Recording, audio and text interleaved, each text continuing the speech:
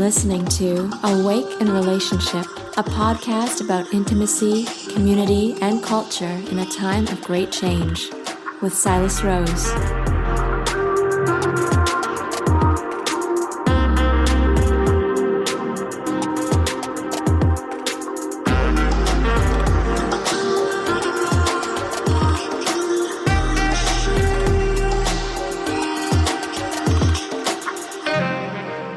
Well, welcome, dear listener. My name is Silas Rose, and you are tuned into Awake in Relationship.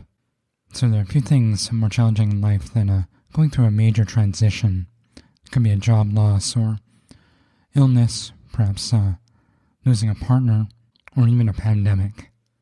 Rarely do any of us welcome transition as an opportunity to reinvent ourselves and let go of old patterns. In this episode, I speak with Bill Israel, a pastor and therapist in Victoria, BC, about navigating change and releasing trauma through intensive journaling. I speak with Bill about his long experience over 40 years using this method, not only to help himself, but to really help people in very difficult places, including folks struggling with addictions or perhaps at end of life, to access their innate creativity and wisdom. And so if you're feeling like you're in transition yourself, and I know a lot of us are, myself included, and wanting another tool in your toolbox for sense-making during this confusing time, please stay tuned.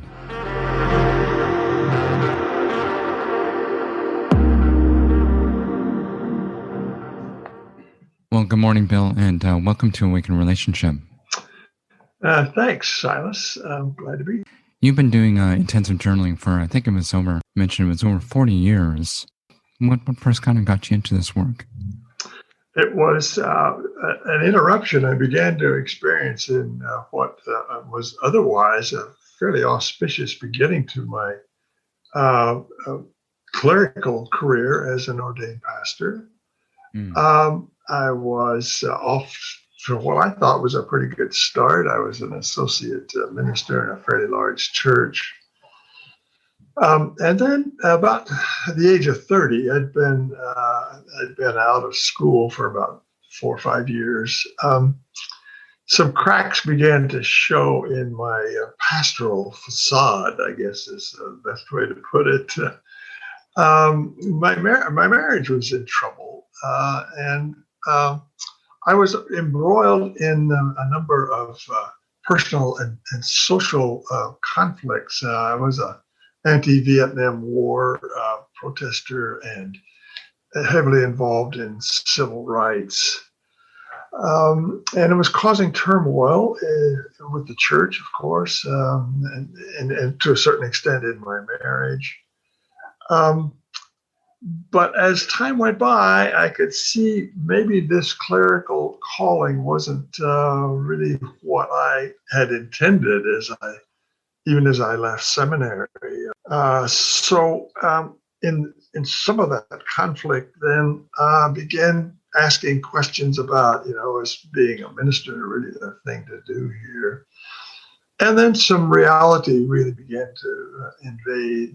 I actually got divorced and separated from my son, my only child. And so for a variety of reasons, I began to step away from my vocation. I kept my ordination, but I began to step away from the church per se. But that presented some other problems. What kind of a job are you going to get with a master's degree in systematic theology? So I found myself beginning to struggle a bit. Psychologically, spiritually, even physically.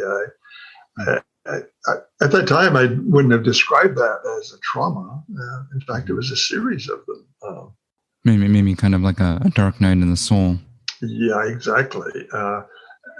In the last 10 or 15 years, I've begun to describe it as my life turning into a slow motion train wreck. And all paths seem to lead nowhere. It was a serious identity crisis, really, that was stretched over 5-6 years. And it was a fellow cleric, a good friend of mine, who actually referred me to my first intensive journal workshop way back in 1972. So let's talk a little bit about the origins of the work. Where did it come from?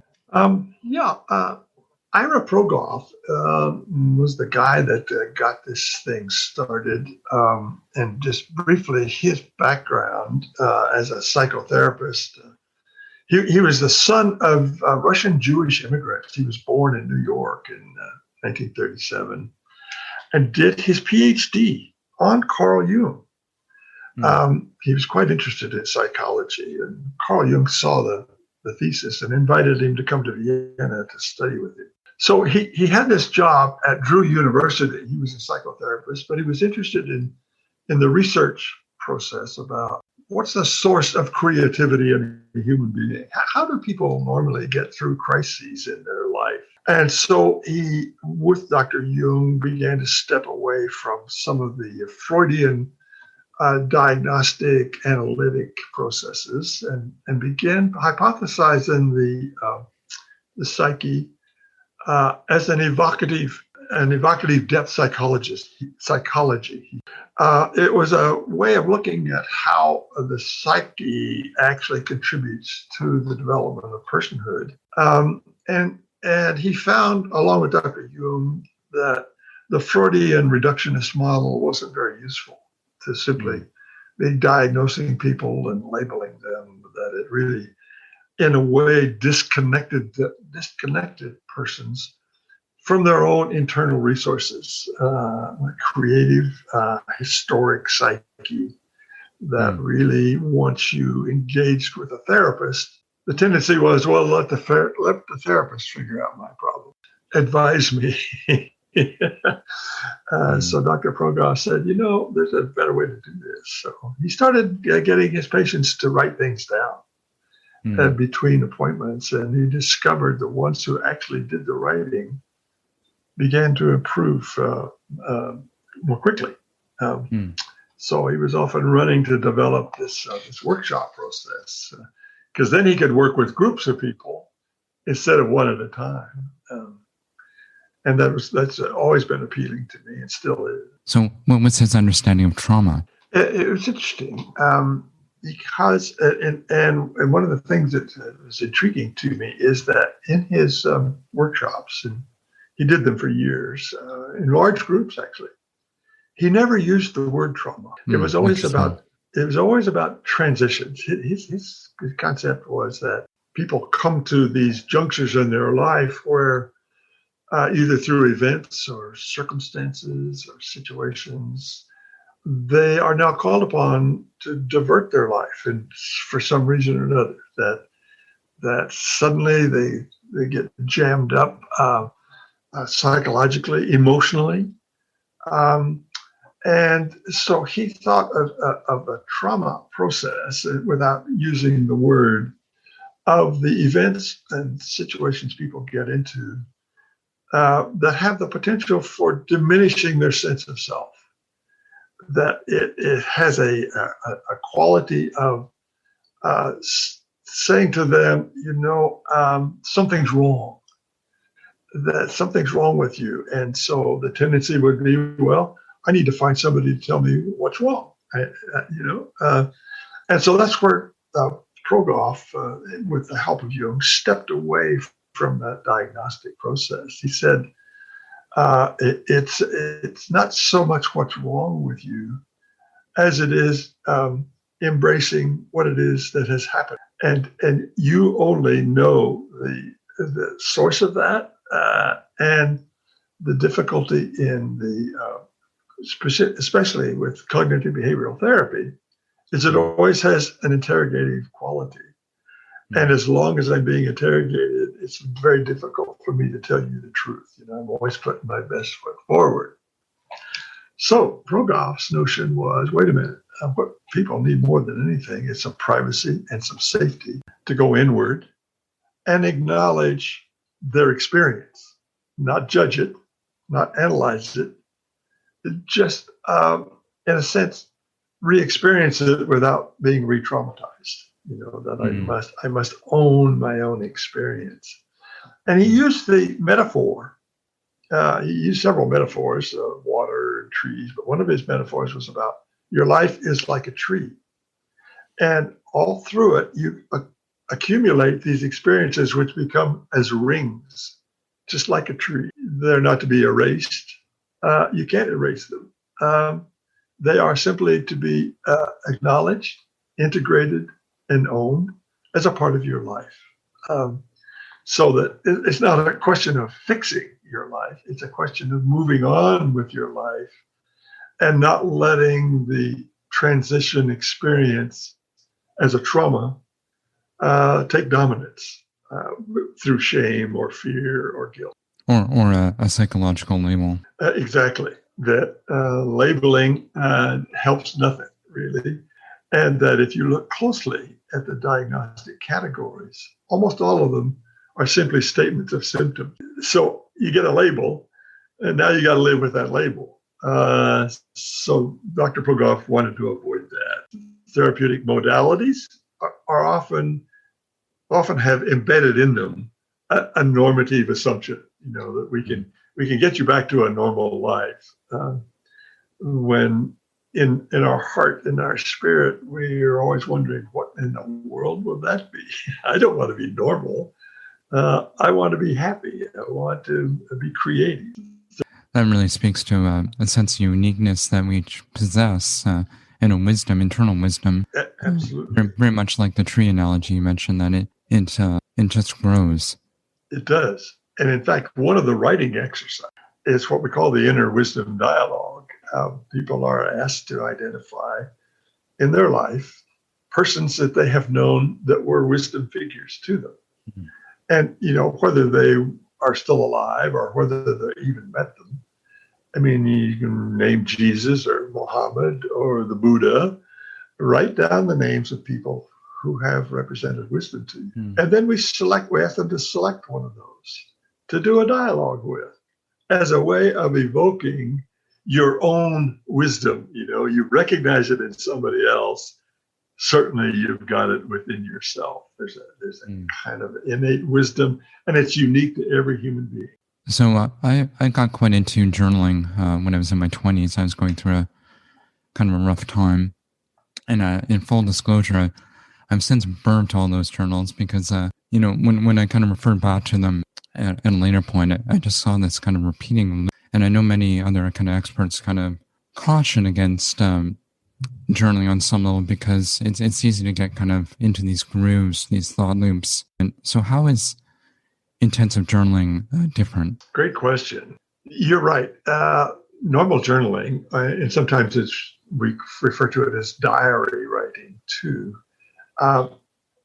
does result in that thought loop, dead-ended recycling of old material, recycling narratives that are basically come to no end, really.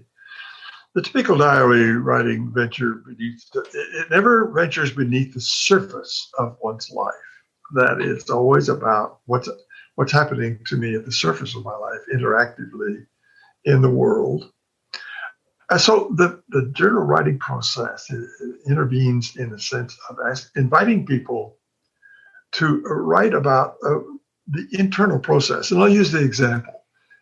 One of the writing exercises in the very first workshop is called the daily log. It's the closest thing to a diary in the Progoff method, in which we ask people to take a very limited time, go back 36 hours, go back to yesterday morning, and we want you to record. And all these writings are time limited, so we don't want people wandering all over the place. You're going to get 15 minutes to go back to yesterday morning and write about your activities between yesterday morning and today, where you are today. But in addition to identifying your activities, whether it's socially or maybe in the case of prisoners, guys who have gone to AA, there may be activities during the course of the day, write those down. But now we want you to also record what was going on with you internally, emotionally. keep track of the interactions you had and your emotional response to that for this last 36 hours. As well as we want you to keep track then of whatever physical responses you're having. As you remember back through the day, did you notice a headache or an upset stomach or an anger that you didn't express? And then third, make note of anything that in your life seems to be repeating itself, what we call sort of a spiritual stepping stone, things that have keep coming up, about remembering that spouse I divorced, or remembering my dead grandmother, that there are pieces of your life that still live with you that we want you recording in it. So you get 15 minutes to do that. Well, that means you got to get down to business fairly quickly. And the other aspect of that writing that's unique to the journal writing with ProGolf is from time to time, usually 4 or 5 times during a day's workshop, we open the floor and say to a participant, you will now have an opportunity, if you choose, to read aloud what you just wrote. And the idea being you're not sharing. What you're doing is taking that piece of your life you have now put on paper and put it into this sacred space. We always think of our workshop groups as a creation of a sacred space of people. That simply you're reading it aloud because it always changes the tone and the quality of what you have experienced. First of all, just to write it down. Sometimes that can be quite moving. But then to read it aloud, it changes it completely in a way. And then the other ground rule in the workshops is there's no commentary, there's no crosstalk, there's no discussion. It's just you're stating your piece of your life in the hearing of the others as you would do for them. Yeah, expressing your truth. Exactly. And it's interesting that it's not a great big philosophical thing sometimes. My truth sometimes is in the nitty-gritty of my days. There are certain pieces of my life that keep reappearing. And so that's the reason for the other segments of the journal. There's 24 segments in the journal.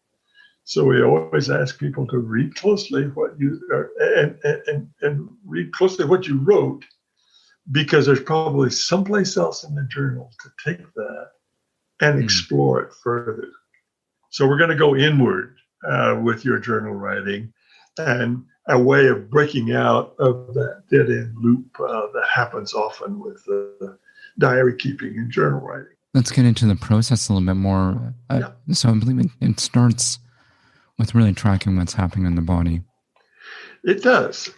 There are 5 components that we invite people to write specifically about early on in the workshop, and a dialogue with the body is one of them. But let me name the other 4, because the very first writing exercise, again, 15 minutes, we invite the participants to identify what we call the now time of your life. We want you to go back as far as you need to go, 6 months, 8 months, to identify what event, situation, or circumstance you would describe as coloring your life now. It could be a trauma event, it could be a divorce or an illness or a pandemic. What has started this period of your life? And so write for 15 minutes, usually a half a page or a page. What's dominant in your life right now? Spiritually, emotionally, physically. And then after that 15 minutes of writing, we take 5 minutes for each of 5 pieces of writing, including the body. We ask people to write down what's going on with your body at this time of your life. Describe your relationship to your body. Are you on good terms? Are you ill? Are you feeling some physical difficulties? And then the other 3, one is describe the people who are important to you right now. Just put their names down. That's all you got to do. Write down the fourth category, which is what events have taken place just recently that are impacting you. And last but not least, we ask them to write about what are your social alliances? Who do you hang out with now? Who do you identify with? Talk a little bit about your culture and ethnic background. It really sounds like taking an inventory. It is exactly that, but privately and inwardly. People often in group therapy, they'll blather on about all of that, and not really stop to think about what does this mean to me inwardly. So the privacy of the writing and the safety of the writing become paramount. So a question that comes up for me is, does the process continue after the workshop? Yes. Often as not, people will get a good experience even in their first workshop. And sometimes that's enough. But more often than not, and I'm not an exception here, people say, wait a minute, I'm not done with this yet.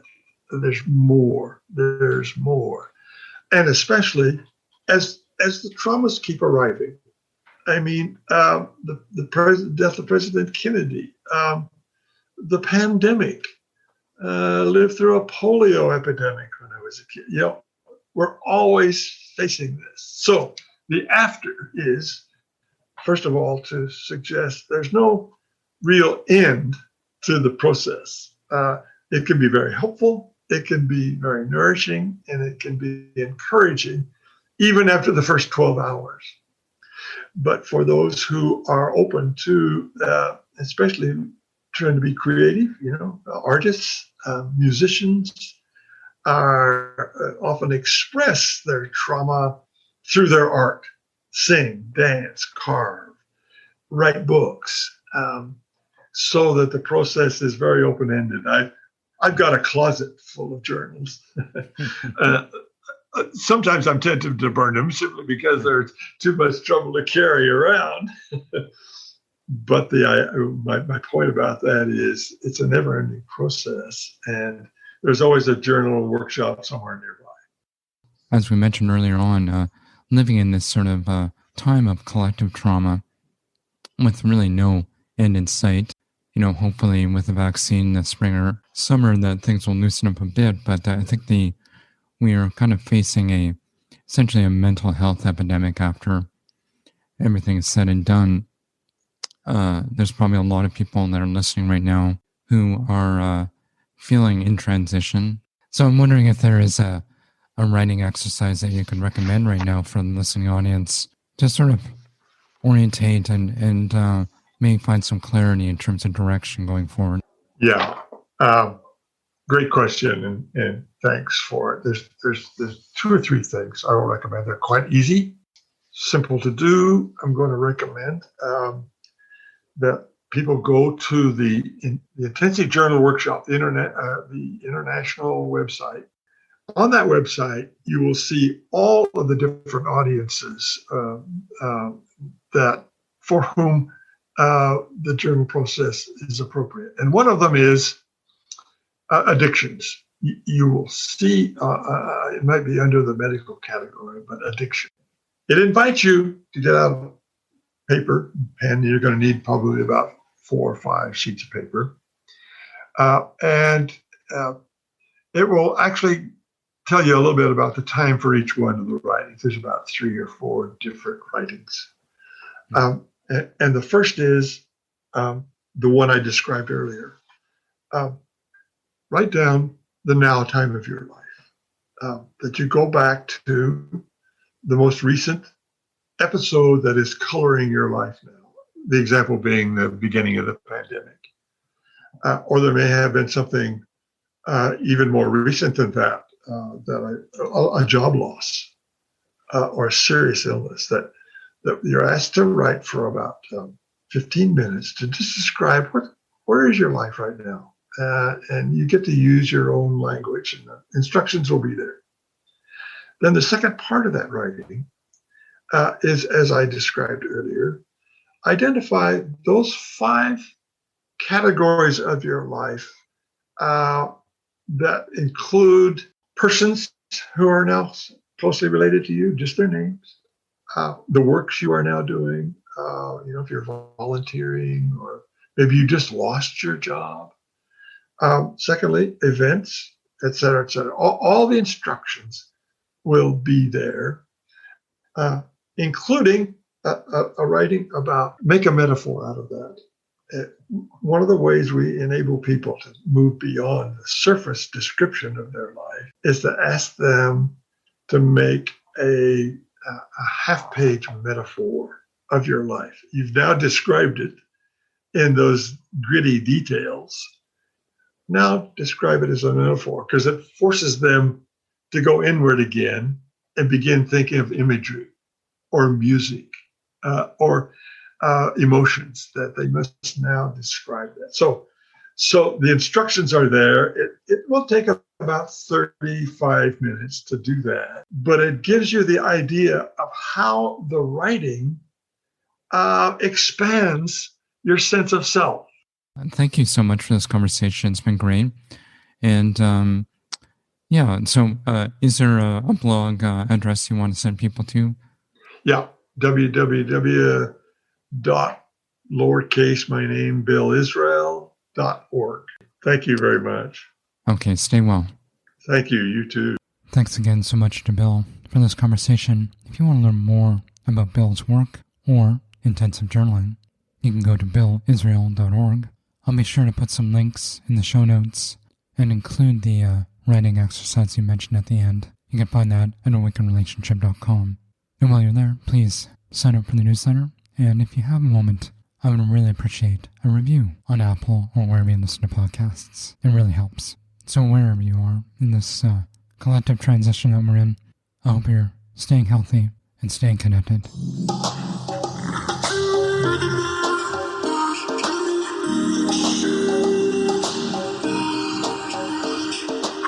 Thanks for tuning in to this episode of Awake in Relationship.